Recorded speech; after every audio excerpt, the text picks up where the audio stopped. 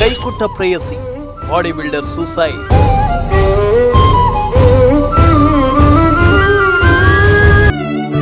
ಮನೆಯಲ್ಲಿ ನೇಣು ಬಿಗಿದುಕೊಂಡು ಆತ್ಮಹತ್ಯೆ.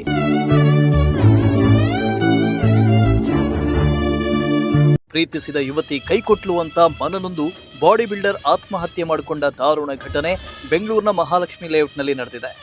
ಬಾಡಿ ಬಿಲ್ಡರ್ ಆಗಿದ್ದ ಕಿರಣ್ ಕಳೆದ 3 ವರ್ಷಗಳಿಂದ ಯುವತಿಯೋರ್ವಳನ್ನ ಪ್ರೀತಿಸ್ತಾ ಇದ್ದ. ಆದರೆ ಯುವತಿ ಕಿರಣ್ ಅನ್ನ ಬಿಟ್ಟು ಬೇರೊಬ್ಬ ಯುವಕನ ಜೊತೆ ಮದುವೆ ನಿಶ್ಚಯ ಮಾಡಿಕೊಂಡಿದ್ದು. ಅಲ್ಲದೆ ತನಗೆ ಮದುವೆ ನಿಶ್ಚಿತಾರ್ಥವಾಗಿದೆ ಅಂತ ಯುವತಿ ಕಿರಣ್ಗೆ ಮದುವೆ ಇನ್ವಿಟೇಷನ್ ಹಾಗೂ ಮದುವೆ ಸೀರೆಯನ್ನ ತೋರಿಸಿದ್ದಾಳೆ.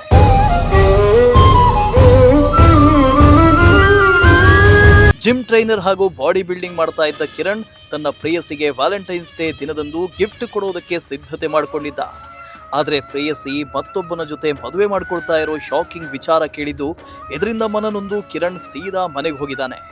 ತಾಯಿಯನ್ನ ವೈಟ್ ಶೀಟ್ ಮತ್ತು ಪೆನ್ ಕೇಳಿದ್ರು. ಇದರಿಂದ ಅನುಮಾನಗೊಂಡ ತಾಯಿ ಯಾಕಪ್ಪ ವೈಟ್ ಹಾಳೆ ಅಂತ ವಿಚಾರಿಸಿದಾಗ, ಹೆದರಬೇಡಮ್ಮ, ಫಿನಾನ್ಸ್ ಲೆಕ್ಕ ಬರೀತಿದ್ದೀನಿ ಅಂತ ಕಿರಣ್ ಹೇಳಿದಾನಂತೆ.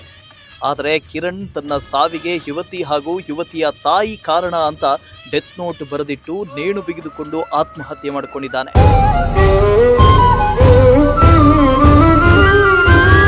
ಸ್ಥಳಕ್ಕೆ ಘಟನೆ ಸಂಬಂಧ ಸದ್ಯ ಯುವತಿ ಹಾಗೂ ಕುಟುಂಬಸ್ಥರ ವಿರುದ್ಧ ಮಹಾಲಕ್ಷ್ಮಿ ಲೇಔಟ್ ಠಾಣೆಗೆ ಕಿರಣ್ ಕುಟುಂಬಸ್ಥರು ದೂರು ನೀಡಿದ್ದು ತನಿಖೆ ಮುಂದುವರೆಸಿದ್ದಾರೆ. Bureau report, Prajashakti TV, Tumakuru.